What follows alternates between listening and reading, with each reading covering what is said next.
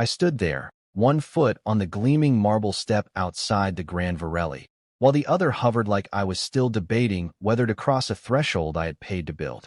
My fingers gripped the keycard, slick with sweat. Not from nerves. No, that feeling had died a long time ago, but from restraint. It took more effort to stay quiet than to scream. 7 years. 7 years of blueprints and bulldozers, of all-nighters and silent sacrifices. This lobby, these steps, the shimmer of gold lining the windows. Every inch of this place held my fingerprints like a secret. And yet, I wasn't welcome. Not tonight. Not according to them. Hold up. Pia's voice cut through the hum of the evening like the clink of fake pearls against a glass. This place has a dress code, sweetheart. Her hand landed squarely on my chest, light enough to avoid confrontation, but firm enough to insult. She tilted her head, smug beneath a cascade of borrowed blonde extensions. Janelle and Cora flanked her like sequined gargoyles, snickering in unison, their champagne already half gone and their entitlement bubbling faster than the drink. I looked down at myself, thrifted blazer, clean shirt, loafers. Not Armani, not Gucci, but nothing that screamed unworthy either. My style had always been simple, practical. Function over flash. But to them, my presence tonight wasn't just underdressed, it was unwanted. I wasn't supposed to be here. Before I could say a word, Mariah stepped out. Her heels clicked against the marble like punctuation marks, sharp, deliberate, expensive. The slit of her emerald green dress ran high up her thigh, and her neckline plunged deeper than our last conversation. She moved like she was made of oil and envy, smooth and flammable. For a moment, she didn't see me. She was all smiles and waves to someone inside, playing the gracious socialite, the polished wife. Then her eyes landed on me. The shift was subtle but lethal. Her lips, previously parting in a charming laugh, straightened into a line. She walked over, and with a voice low enough to sound like intimacy but cold enough to cut glass, she said, "Don't embarrass me." Those 3 words. That was the entire marriage condensed into a whisper. I didn't reply. What was there to say?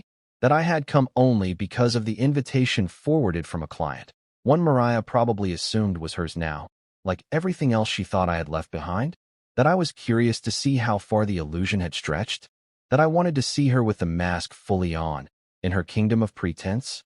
She didn't wait for a response. She turned to rejoin her circle, assuming her message had landed. But I didn't move. Not backward. Not forward. I stood exactly where I had, card still in hand, letting the silence stretch. Janelle leaned into Pia, whispering something they both found hilarious. Probably about the blazer, or the fact that I didn't retaliate. They thought I was harmless. Laughable. A punchline that had wandered onto the wrong page. I should have been angry, but all I felt was a quiet, rising calm. Because I knew something they didn't. I knew the punchline. And the thing about punchlines? They land harder when the room thinks you're the joke. They didn't know this sidewalk they were guarding like palace gates had once been a mud hole, and I had signed the first check to break ground on this property before the name, Varelli, was even decided. They didn't know I'd reviewed the first 5 mock-ups of the fountain behind them, or that I'd personally vetoed the 6th because the granite looked too cold. They didn't know the hand-painted mural inside the lobby was based on a photograph I'd taken in Naples during the last vacation Mariah pretended to enjoy. They didn't know, because I had chosen not to tell them. Sometimes silence isn't weakness, it's strategy. And this strategy had been 7 years in the making. Mariah's voice, once sweet enough to sell me a future, had hardened into weaponry over the years. Her love was conditional, sharpened with comparison and sarcasm, measured by public approval. At first, I thought it was ambition. Later, I realized it was survival, hers, not mine. She needed to be admired, adored, envied. And anything that threatened that image had to be hidden, diminished, or laughed off the property. I wasn't her husband tonight. I was an inconvenience and fabric too cheap for the lighting. Pia clicked her nails against her phone. "You sure he's allowed here?" she asked, not even looking at me. Mariah didn't flinch. "Not tonight," she replied. "Let's keep this elegant." That one stung. Not because I believed her, but because she believed herself. I finally smiled then. Not bitterly, not sadly. Just with the quiet satisfaction of a man who's memorized the script and knows exactly when the curtain will fall. I didn't need to be let in. I had already arrived. They just hadn't caught up to the story yet. And when they did, well, that would be worth the 7 years of silence. Mariah's eyes skimmed over my blazer like it had personally offended her. There was no hiding the distaste in her expression, subtle, but deliberate. Her lip twitched at the collar, like she wanted to ask if I'd pulled it out of a donation bin. Then, with the poise of someone pretending to whisper but hoping everyone hears, she leaned in and said, "My girlfriends brought their partners. Real partners. Not whatever you are now." She stepped back before I could respond, pivoting on those crystal-embellished stilettos like the insult had been part of some practiced choreography. Pia tittered, clutching her metallic clutch with both hands as if it contained state secrets. Janelle, bless her shallow heart, wasn't as graceful. She leaned forward, squinting at my shoes. Are those loafers real leather? Or are they part of the valet uniform? That earned a laugh from Cora, a low, syrupy sound like someone pretending to care about other people's feelings for sport. I said nothing. Not because I didn't have words, but because none of theirs deserved a reply.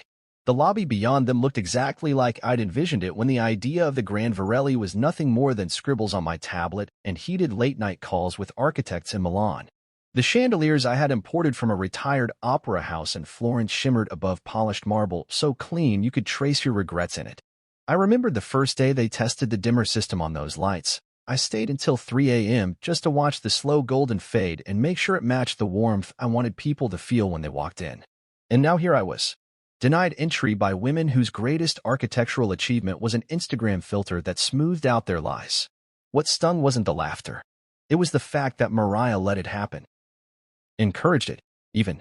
She didn't defend me. She didn't soften the moment with a look or a touch or even a deflection. No, she let them pile it on, like she needed them to see what she saw, that I no longer fit her aesthetic, that I was the past, a blueprint that didn't match the new design. What they didn't realize, what not even Mariah knew, was that I'd never stopped building. They thought I'd gone quiet because I had nothing left. But silence?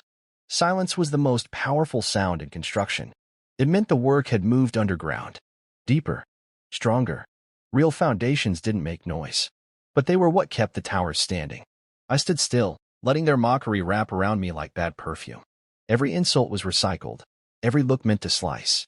Pia reached over to pluck imaginary lint from my sleeve, muttering, "You could have at least rented something.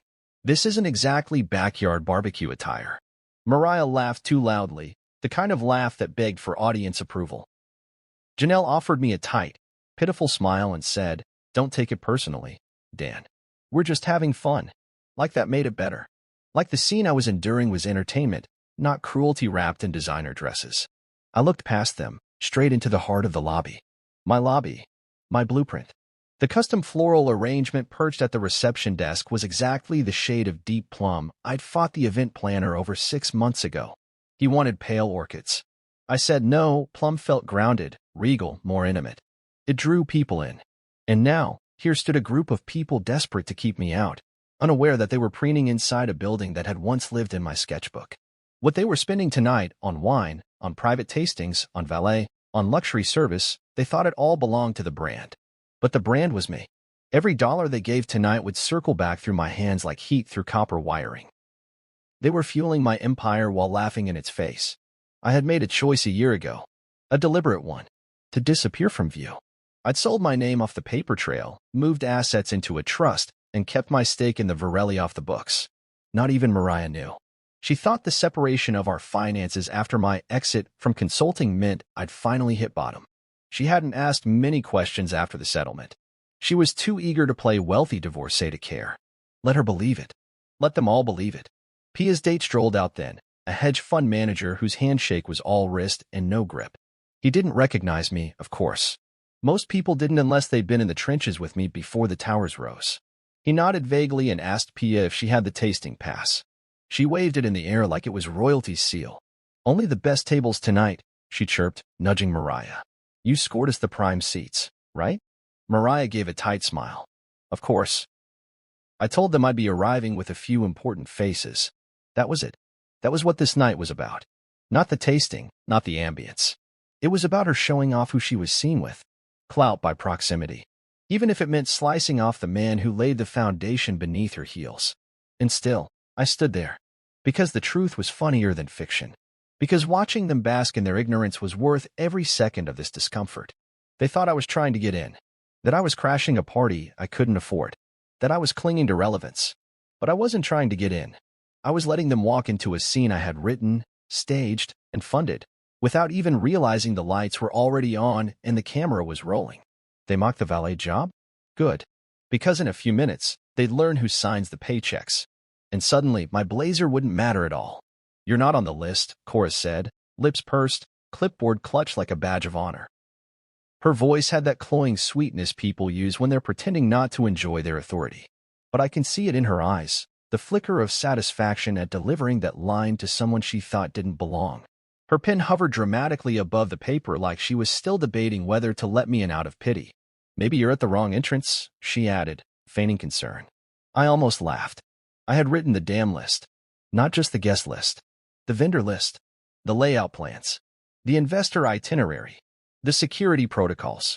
Hell, even the custom paper stock on that clipboard had been selected from a swatch I personally approved because I didn't like the grain in the original batch. And here Cora was, acting like she was some gatekeeper to a kingdom I built with my own hands and vision. This wasn't just a party. This was the Varelli's crown jewel event, a curated tasting for investors, celebrities, and high-net-worth guests looking to be seen and served. It was a night designed to announce the Varelli as the city's most exclusive luxury experience. What no one knew, at least not yet, was that the man standing outside in a second-hand blazer and calm silence owned a controlling interest in every bottle of wine about to be poured, every amuse-bouche on silver trays, every contract signed in the follow-up. But Mariah knew. She stood just a few steps behind Cora, letting the moment breathe. Watching me get dismissed like I was some underdressed interloper hoping for a free glass of Prosecco. Her smirk told me everything. This wasn't a misunderstanding. This was orchestration. She wanted me denied. She wanted her friends to see it. She wanted to humiliate me quietly, surgically, under the cover of rules and protocol. That's when it hit me. This wasn't about keeping me out. It was about keeping up appearances. Mariah didn't want people to know I still had power, influence, ownership. She didn't want to be associated with the man who'd stepped out of the spotlight and into silence. To her, visibility equaled value. And since I'd chosen anonymity, she'd written me off as disposable, forgettable, someone to step over on her way to her next curated chapter. I let the silence stretch between us. Cora blinked, waiting for me to argue, to pull out a name or a claim or some crumpled invitation. I didn't. I just stood there, calm and still, watching Mariah squirm behind her glassy confidence. Because underneath that designer dress and cold shoulder was a woman terrified of being overshadowed. And tonight? Tonight, the shadow was creeping up the walls, inch by inch. Behind me, I could hear the valets calling out names, keys clinking, luxury engines humming as guests arrived. The marble beneath my feet still had the faint scent of polish, like the place had been scrubbed of its grit just in time for the night's illusions. A black SUV rolled up, and out stepped a celebrity chef whose last name was now a brand. He didn't glance at me. Why would he? To him, I looked like any other bystander. But the dish he would unveil later? My team had commissioned that menu. I had flown him in on our jet. Cora clicked her tongue and made a small show of crossing out a name. Sorry, Mr. Crosswell? I said quietly.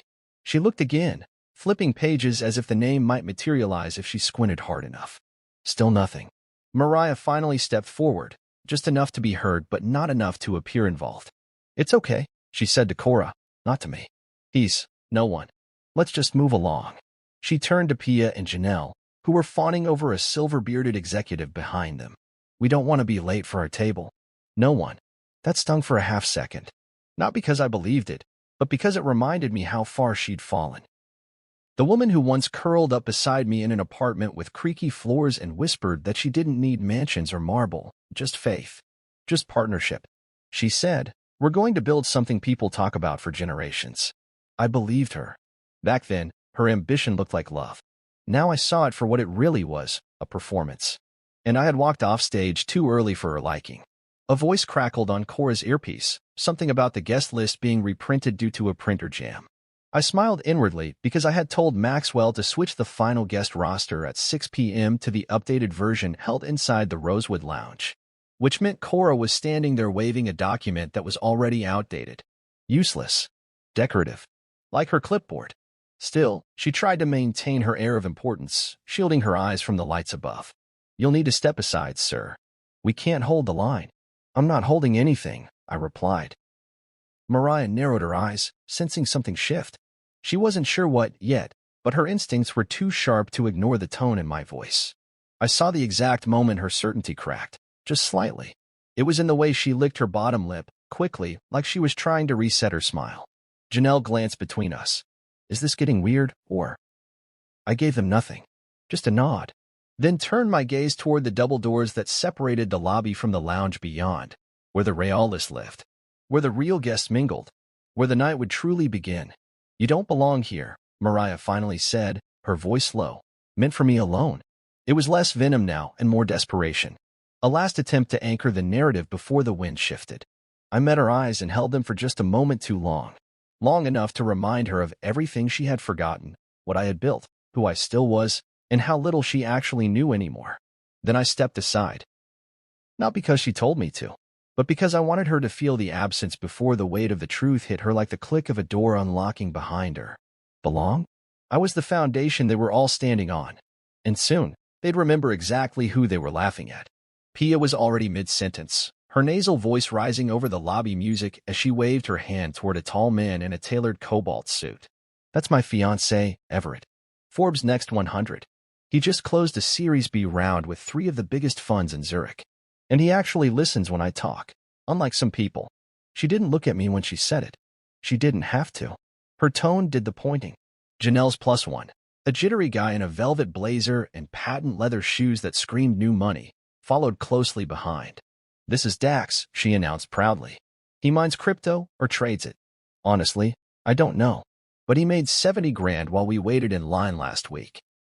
Dax gave me a nod, then looked at his phone, clearly more interested in blockchain graphs than human conversation. Then there was Mariah. She stood beside them like she was center stage in a well-lit play, her smile flawless, her posture pristine, her voice dripping with effortless superiority. Let's not pretend this is your scene, baby, she said to me, just loud enough for her friends to hear but not so loud it would seem cruel. That was always Mariah's talent, delivering cruelty like a compliment, every insult veiled in satin.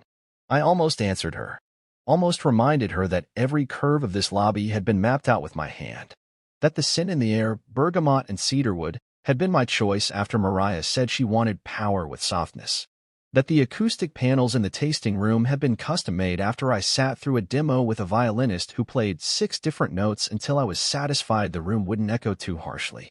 But I didn't. I just looked at her. Really looked. Her lashes fluttered like she was waiting for me to flinch, but I didn't. Instead, I tilted my head slightly and watched the smugness falter at the edges. Because I remembered her before all this. Before the cocktail dresses and curated photo shoots. Back when her idea of luxury was gas station wine and a Sunday nap. Back when we used to laugh in the silence of a broken heater, our breath fogging the air because we couldn't afford to fix it. She wasn't always like this. Or maybe she was and I just didn't notice. There was a time she'd sit cross-legged in our living room, 1,000 pieces of magazine cutouts spread around her like feathers. She used to dream out loud, tracing her fingers over glossy pages, saying things like, someday, I want a fireplace you can see from the bathtub, or what if we had a hotel where people felt richer just breathing the air?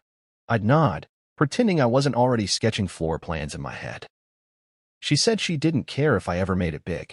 We'll build it together, she said, even if we're the only ones who believe. But something changed. Or maybe I did.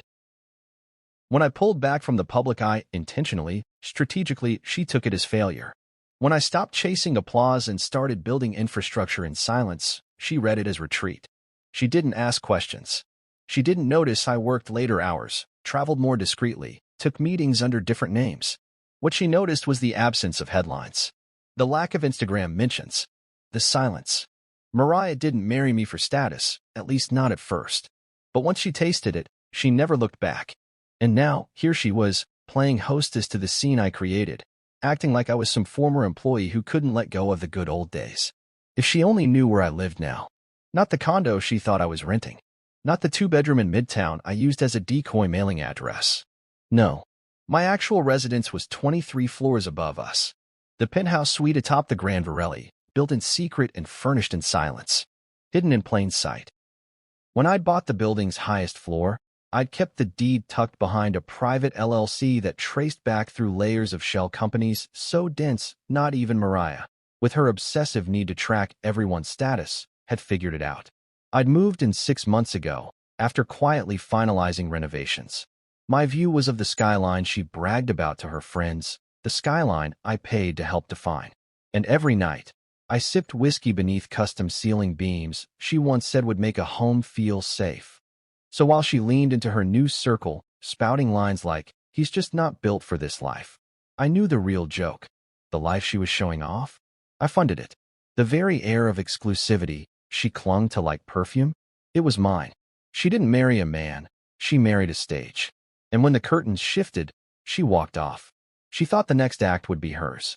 But what she didn't realize, what none of them did, was that the script had always been mine. I watched her now, laughing at some inside joke with Pia, her hand resting on Dax's shoulder like she needed proof of proximity to relevance.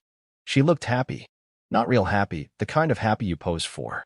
The kind you practice in a mirror before stepping into a lobby filled with people who know more about your heels than your heart.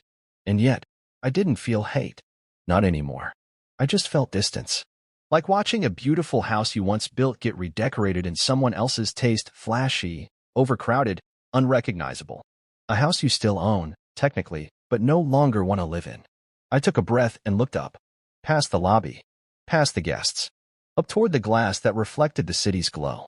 That penthouse held everything she used to want. The quiet. The view. The sanctuary. But it held something else too. Me. The man she thought she left behind. But the truth was, she hadn't left me. She'd married someone else. Status. And tonight, she was about to find out exactly what it cost her. The doors of the Grand Varelli slid open with a quiet hiss, that kind of sleek mechanical sound that always reminded me of a secret being revealed. Then he stepped through, Maxwell. Black suit sharp as a scalpel, polished shoes so clean the chandeliers above could have used them as mirrors. He moved like a man who didn't need to check who he was. He knew. Always had. Even before the Varelli existed, Maxwell had been by my side. First as a contracted consultant on a development in Lisbon, then later as my full-time head of security, confidant, and the man who knew more about my quiet reemergence than anyone else breathing air tonight. He spotted me instantly, even with the crowd moving around us, even in the sea of expensive haircuts and designer fabric. His radio buzzed lightly on his shoulder, but he didn't even glance at it. He was already tuned into the only signal that mattered. He crossed the lobby with measured, confident strides, parting the room like a shadow in silk. Every head turned to him, not just because of the authority he radiated, but because his expression didn't match the chaos most people were trying to orchestrate. He looked expectant. "Mr. Crosswell," he said, nodding once, just once, like a king acknowledging another king. Not loudly, not theatrically. But everyone within a 10-foot radius heard him. The name landed like glass cracking underfoot. He stepped to my side, then slightly behind, like a well-trained shadow. "We were wondering where you were," he continued, his voice cool, even, utterly professional. "Your usual suite is prepared. Chef Landon's been briefed and is standing by to begin your private tasting. The investor group's already inside. Should I let them know you've arrived?" I nodded slowly. My gaze never left Mariah. That name, Crosswell, hit her harder than any slap. I could see it in the way her posture faltered for just a second, in the faint twitch near her eye she tried to suppress with a quick blink. The mask cracked. Her breath caught. Her lips parted as if to speak, but no words came out. Pia's jaw dropped so low you could have slid a tax invoice under it. Janelle's blink rate tripled. Cora, still clutching her clipboard like a life raft, actually stumbled back a step and looked down at the guest list like it might magically revise itself. Dax froze, his phone halfway to his face, suddenly unsure if he was supposed to be taking a picture or running. But Mariah? She didn't move. She just stared at me like she was seeing a ghost. Because to her, I had been dead, socially, professionally, publicly. She buried me under her narrative of failure. Told her friends I'd disappeared when things got hard. Let them believe I was just another man who couldn't keep up with her rise. She never told them I signed the checks. That I owned the bricks beneath their stilettos. That I was the reason they were drinking Veuve instead of sparkling cider. That I was the silence behind the success. But now the silence had a face. A name. A witness. Maxwell stood firm, professional as ever, eyes flicking to the stunned circle of guests with quiet scrutiny. He didn't smirk. Didn't need to. His tone was like steel wrapped in velvet. "If you'd like, we can have your car brought around to the west entrance, Mr. Crosswell. Less foot traffic. More private." It was the perfect kill shot. The implication was clear. This wasn't just my hotel. This was my kingdom. And if I wanted to disappear, I could. If I wanted to walk straight in, I could. If I wanted anyone removed from my sight, Maxwell would see it done with the same grace he just used to gut a room of gossip. I turned my head, slowly, and locked eyes with Mariah. She looked so small then. All the sparkle on her dress couldn't cover the panic blooming in her expression. Her friends, once radiant with laughter, were now dimmed, disoriented, uncertain. She wasn't just embarrassed. She was unmasked, and I hadn't even raised my voice. I gave Maxwell a slight nod. "No need," I said. "Let them see." That sentence wasn't for him. It was for her. Let them see. Let them watch as the man they laughed off the doorstep stepped through the very doors they thought they controlled. Let them feel the weight of every slight, every joke, every whispered mockery. Let them remember that power doesn't always announce itself with noise.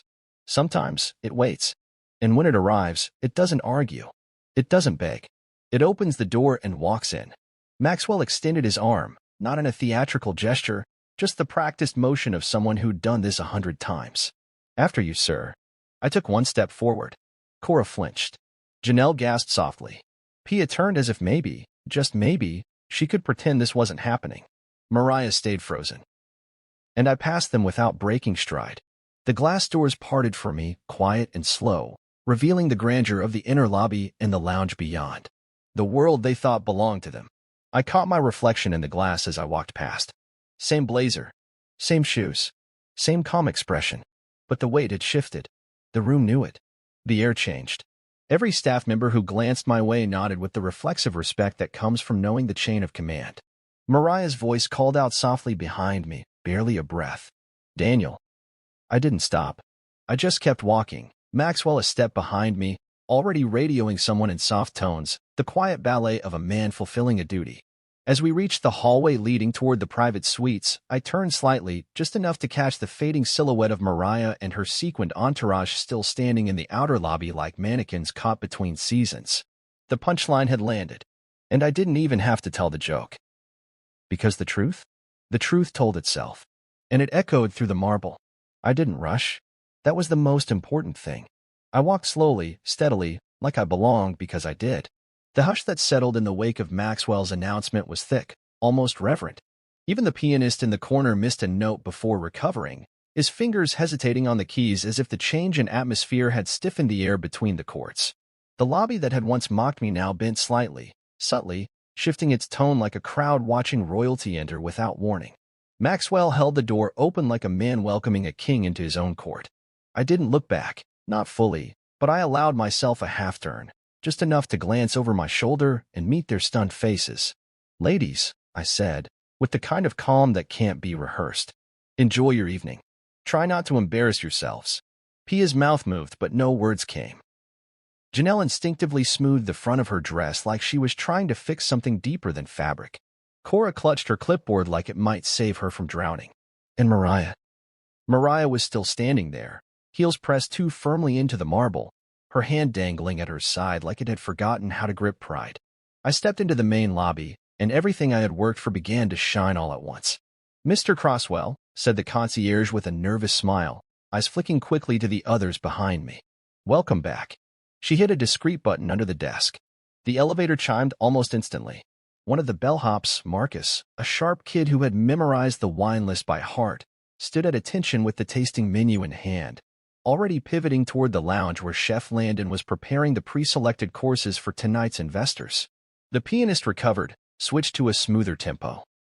Warm jazz filtered through the space as if someone had dimmed the chaos and adjusted the spotlight. The waitstaff began to murmur. Not loudly, but enough. I saw the ripple move from one server to the next, nods, whispered exchanges, glances over their shoulders. They'd seen the exchange in the entryway. The hotel grapevine would carry the story before the dessert forks were set out. Mariah followed, late by 2 full minutes. The sound of her heels was no longer confident. It was frantic, uneven. A misstep here, a clipped toe there. She caught up beside me just as Maxwell keyed in the code to the executive floor access. "Daniel," she whispered. "Is this a joke?" I turned to face her fully this time. I let her see the answer in my eyes before I said anything. "No, love," I said quietly. "The Grand Varelli is mine. Always has been." She blinked. Once. Twice. as if her lashes could erase the reality in front of her. That's not. You said you were working on something small. You said. I said I was building. I never said what. Her mouth opened, then shut again. Her brain was still trying to catch up, like a broken GPS rerouting itself through disbelief. She glanced around the lobby, noticing now how every staff member's posture changed when they looked at me. How the host at the bar offered a slight bow as I passed. How guests were being subtly redirected to clear my path, not out of fear, but respect. She wasn't walking next to a guest anymore. She was trailing the owner. I stepped into the Rosewood Lounge, where the city's elite were already gathering: bankers, tech investors, diplomats, media execs. Soft laughter bounced off the walls, crystal clinking against polished wood. Everything was curated, down to the scent of jasmine that replaced the main lobby's cedar. My scent, the one I'd selected after Landon argued it should smell more earthy. I overruled him. Inside, no one hesitated. No confusion. No second-guessing. Just handshakes and warmth. "Crosswell," said Martin Hawk of Hawk Ventures, standing up to greet me with a grin. "So you're the ghost owner? Genius move, man. Genius." Others echoed him. "Didn't think we'd see you tonight." So the rumors were true. "You've really been hiding in plain sight, huh?" Mariah stood just behind me, stiff as a mannequin. I didn't introduce her. Not out of spite, but because I didn't need to. She was just another guest now. An outsider in the place she thought she owned by proximity. Janelle and Pia hovered at the edge of the lounge, visibly unsure whether to come in or retreat. Cora stayed frozen in the hallway, her clipboard limp at her side. I caught Mariah glancing at them, looking for rescue. None came.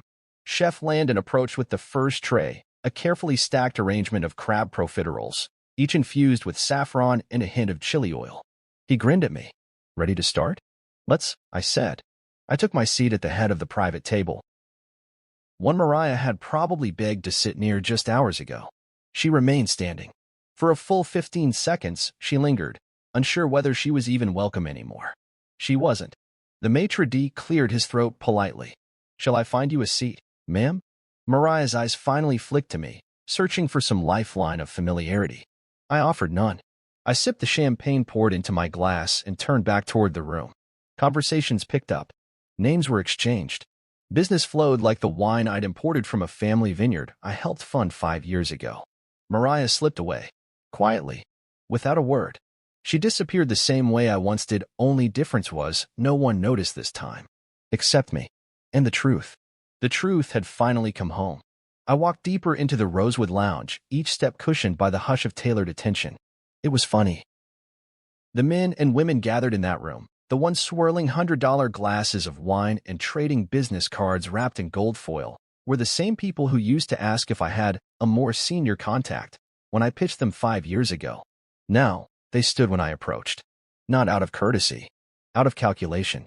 Because power doesn't always introduce itself loudly. Sometimes it waits in silence until the room tilts its axis. Martin Hawk stood first. The guy had a handshake like a vice and an ego to match, but tonight his grin was all admiration. "Crosswell," he said, his voice cutting through the soft piano music. "You're the ghost owner? Genius move. I mean it." He clapped me on the back like we were old war buddies, though the last time I saw him, he told me I lacked market agility. Now he looked like a fan who just scored backstage access. "Keeping your name off the paperwork? Owning the whole building through layers? That's art. That's how you play the long game." I smiled, not to gloat but to confirm. Yes, it was me. The man they whispered about. The one they thought had vanished. I didn't disappear. I multiplied. Silently. Strategically. And now, the harvest had arrived. More men rose, one after another: a Harrison Leong, Nadia Patel, Donovan Price. These weren't casual networkers. They were names that could swing entire industries. Each of them extended their hands. Some knew the truth already. Others were learning it in real time. But all of them shared one reaction: respect. The kind that can't be bought. Only earned. Or in my case, earned, disrespected, and then reclaimed with interest. The only person who didn't move was Mariah. She had followed me into the lounge like a ghost shadowing the man she used to know. But she wasn't seated at the table. She stood to the side, next to the bar, trying to look unbothered. Her friends were nowhere in sight. Pia had ducked out after the pianist changed keys, and Janelle was awkwardly chatting with someone near the coat check like she'd just remembered another party across town. Mariah tried to smile when someone glanced at her, but her smile cracked under the weight of knowing she no longer held the spotlight. She wasn't the center of this world. She was barely a footnote. Her dress, that shimmery green thing she wore like armor, now felt desperate. Too loud. Too forced. Her posture, once straight and commanding, wilted slightly each time someone ignored her. I didn't have to humiliate her. The truth had already taken that role, and it was doing a flawless job. From across the room, I watched her attempt to intercept a conversation. She stepped toward two investors, her voice falsely sweet. "Isn't this place stunning? My husband, my ex, used to work in design." But they weren't listening. Their attention was locked on me. Not her. Me.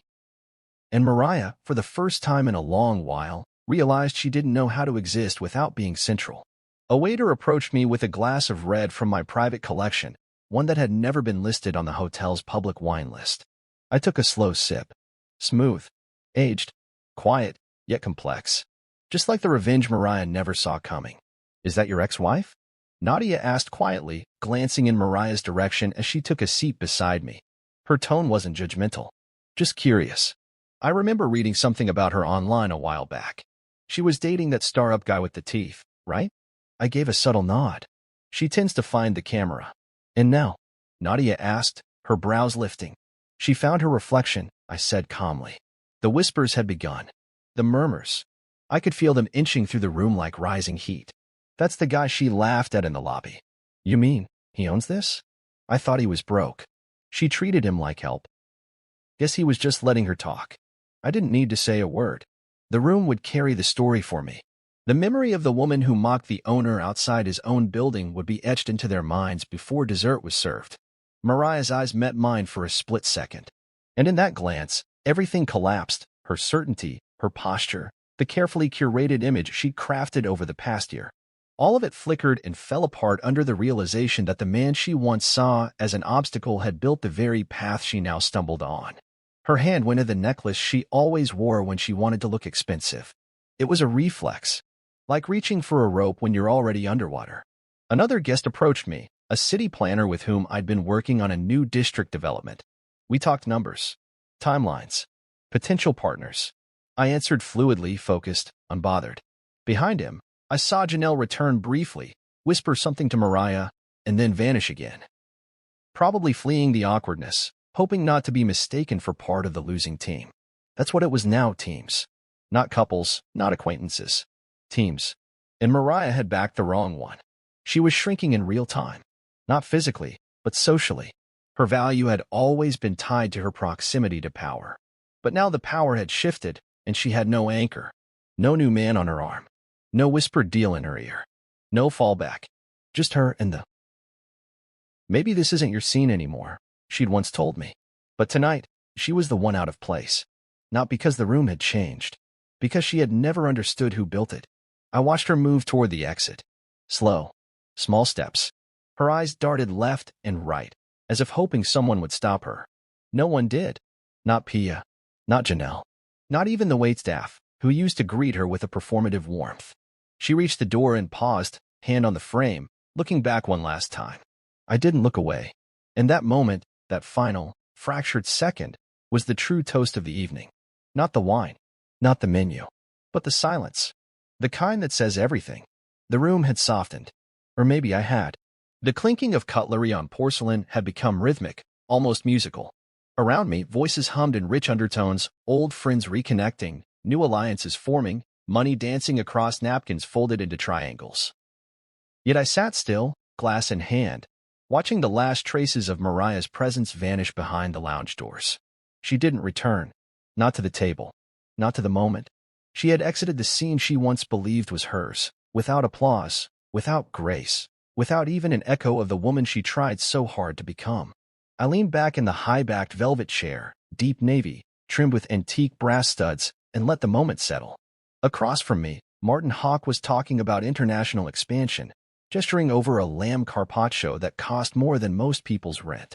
I nodded, but my eyes drifted across the table to where Mariah had once stood. Not long ago, she would have commanded that space with every ounce of forced charm she could summon. But tonight, the spotlight had moved. Not with bluster. With quiet gravity. I raised my glass and stood. The voices around me quieted like obedient children at a family gathering. Chairs shifted. Conversations paused. Even Landon, halfway through plating the next course, lowered his spoon and looked up. I hadn't planned on speaking, but the moment felt designed for it, as if the silence itself was waiting for my voice. "Thank you all," I began, letting the words roll without performance. No microphone. No cue. Just presence. For being here tonight. For believing in the Grand Varelli, in the vision we built together. This place was never about marble or chandeliers or imported glassware. I paused, fingers curling lightly around the stem of my wine glass. It was about creating space. For those who understood the difference between noise and value. Some nodded. Others leaned in, like they already knew where this was going but still wanted to hear it from me. I spent a long time in the background, I continued, letting my voice stay steady. People mistook silence for absence. They assumed humility meant failure. But perspective, I said, holding up the glass slightly, is the one investment that always appreciates. A few quiet chuckles. No laughter. Just recognition. I didn't say Mariah's name. I didn't need to. The room knew. Everyone seated at that table had seen what happened in the lobby, had felt the shift in energy when Maxwell said my name, had watched the mask fall from her face and shatter in real time. And while some might have once applauded her elegance, now they saw the truth. That elegance borrowed without gratitude is just vanity on stilts. I tilted my glass slightly toward the chef's station, where Landon was pretending not to eavesdrop.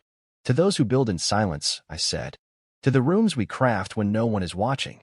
And to the people who remind us that rejection is often the most honest invitation to evolve. We drank. Slowly. Thoughtfully. As I lowered my glass, I caught sight of a familiar figure walking toward the table. Alan Prescott, a silver-haired real estate developer whose name alone could sway bank policies. But he wasn't approaching me with numbers. He was holding an envelope. Thick. Cream-colored. Sealed in deep crimson wax. "This came from your father-in-law," he said discreetly, placing the envelope beside my plate. I raised an eyebrow. X. Alan smiled faintly. "Still calls you son-in-law. Says you were the only man who ever finished a project you promised." I cracked the seal slowly and pulled out the contents. The title deed to a countryside estate I knew they'd been eyeing for months. Mariah had mentioned it once in passing, hoping they'd get approved to lease it after her father's fourth application had been rejected. She called it a reset space. I bought it the same week. Inside the envelope was a single note, written in crisp penmanship, for the man who doesn't need applause to know he's made a sound. "Thank you." I folded the note and slid it back inside. That wasn't revenge. That was clarity. Her father, stoic, calculating, rarely affectionate, had always seen through the noise, even if he never said it aloud. Maybe he knew who had really funded the backbone of the Varelli. Maybe he simply recognized what his daughter had thrown away. Either way, the message was received. Across the table, Nadia Patel raised her glass again. "That was beautifully said, Daniel. You've managed something most of us spend decades trying to learn, how to win without shouting." I nodded. Sometimes you win by letting them think you've lost. Plates were cleared. Dessert arrived, dark chocolate soufflé with aged port and sea salt. Landon winked as he passed me, like he was proud of more than just the food. Around the table, the tone shifted from reverence to warmth. My guests were comfortable now. They knew where the power sat. They no longer had to guess who wrote the checks. They could stop pretending. The evening's weight didn't press against my chest. It lifted. Mariah had always believed I was chasing something: status, attention, validation. What she never understood was that I'd stopped chasing the day I realized I could build things no one could take away. You can divorce a man, but you can't undo what he's created. That's what this hotel was. My monument to quiet resilience. And tonight, in a room full of curated taste and designer guests, the truth stood taller than the chandeliers. As the laughter grew and glasses refilled, I sat back again, pressing my fingers lightly against the envelope still resting beside my wine. Not as a trophy, but as a reminder. Some victories don't come with cheering. Some just come with silence so complete, you finally hear yourself again. The fallout didn't wait until morning. It began while the soufflé was still warm. Maxwell met me at the private elevator just after midnight, his voice low and composed, but with that subtle edge I knew meant something was brewing. "There's been movement," he said. "Calls. Messages. A few very embarrassed people trying to reverse engineer the night." I didn't ask for details right away. I just followed him into the elevator, the doors gliding shut behind us.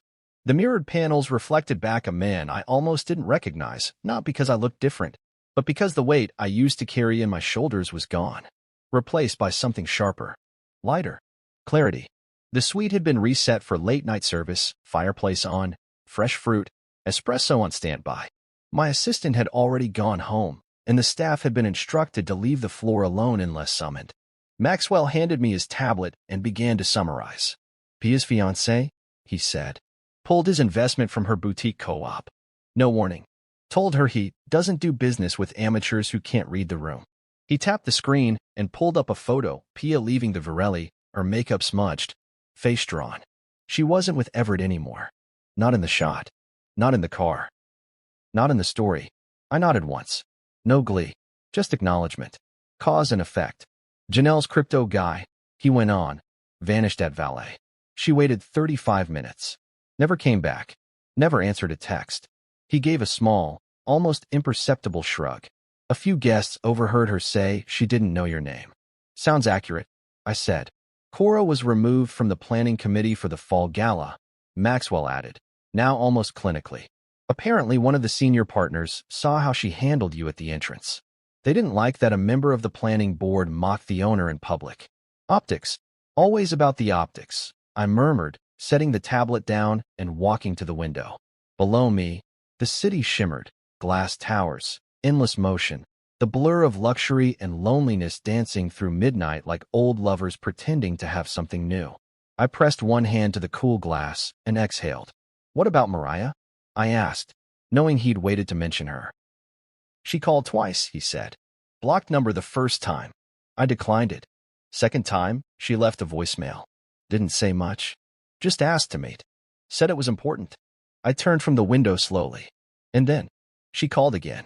This time, she reached the hotel line. I answered. I raised an eyebrow. He continued.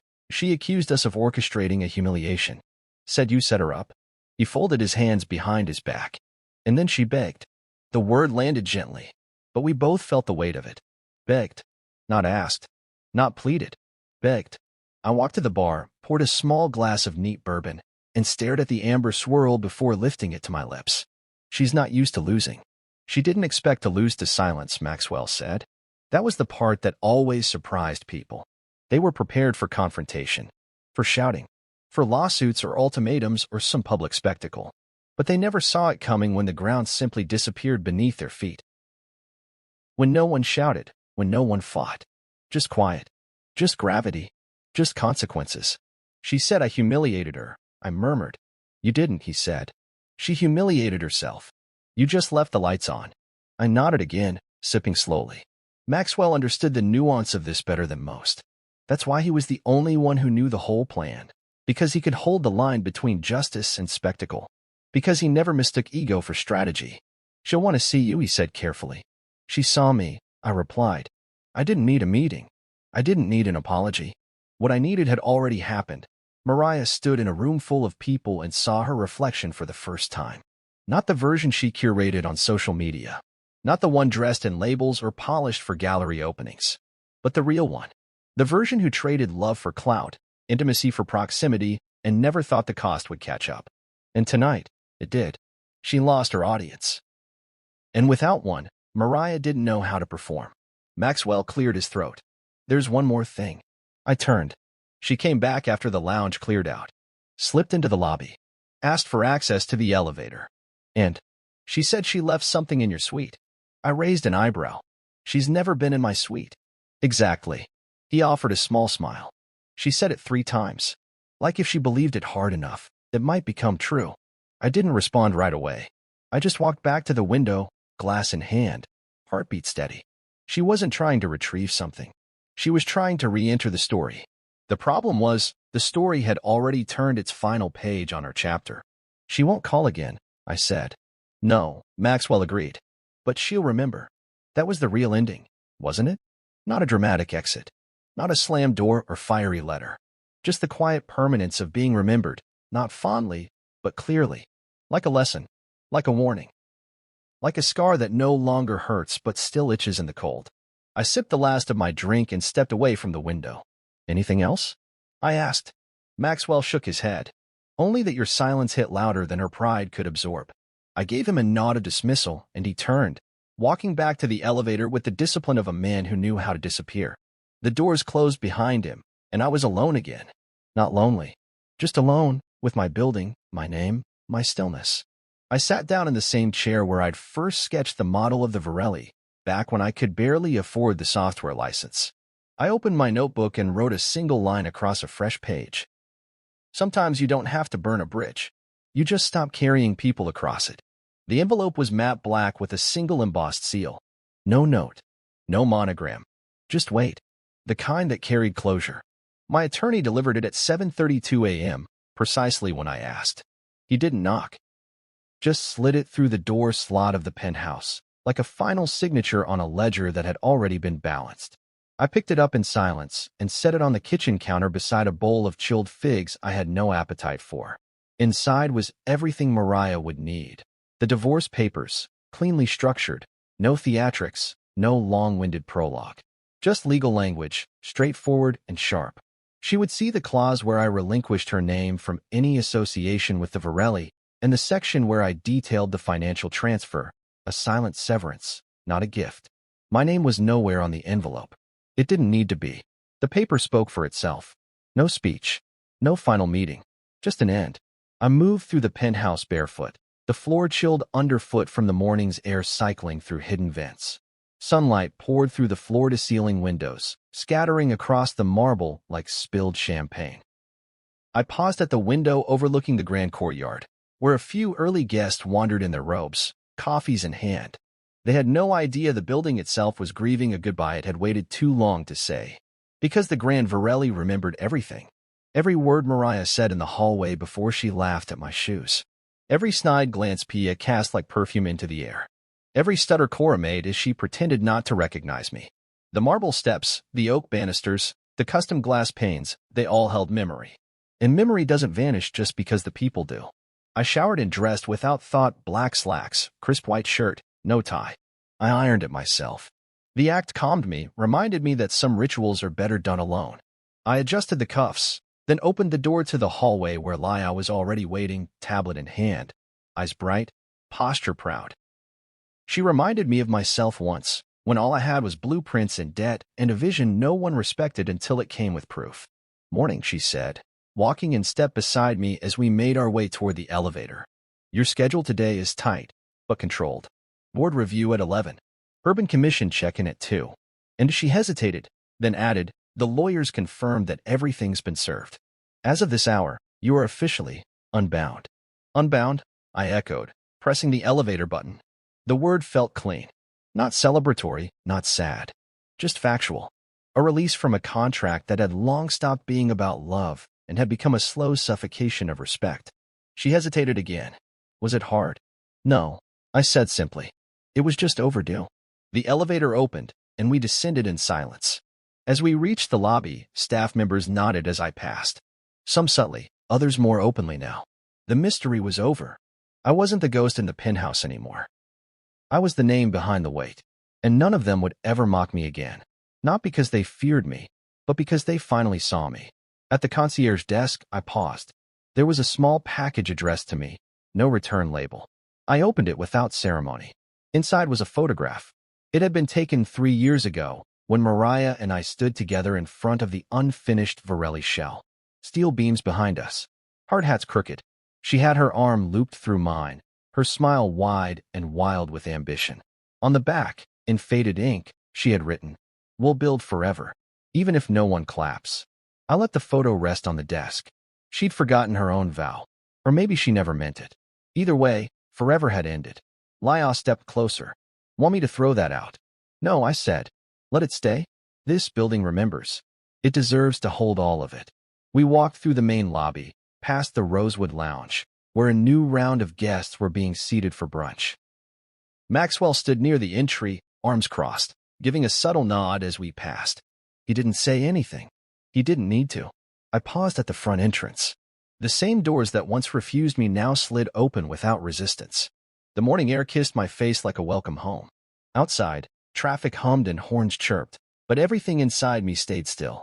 I took one long breath, then turned back toward the glass and looked up. The building rose above me like an old friend, one that had endured the worst of me, the best of me, and still stood without flinching. This place wasn't just a hotel. It was my memory made tangible. It was the proof that I hadn't wasted my years in someone else's shadow.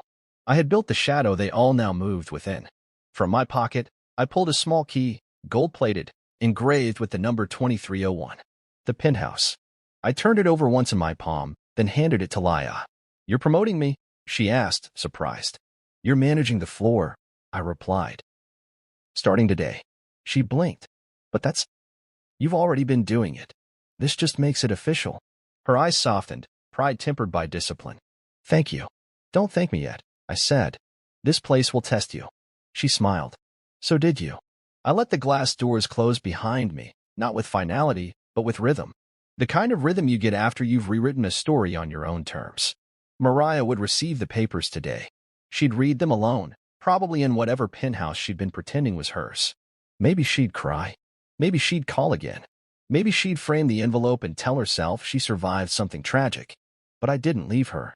I reclaimed myself. And now? Now I could walk into any room, into any future, without explanation. Because the only story that mattered was the one built in silence, written in steel and marble, and sealed by a building that never forgot who placed the first stone.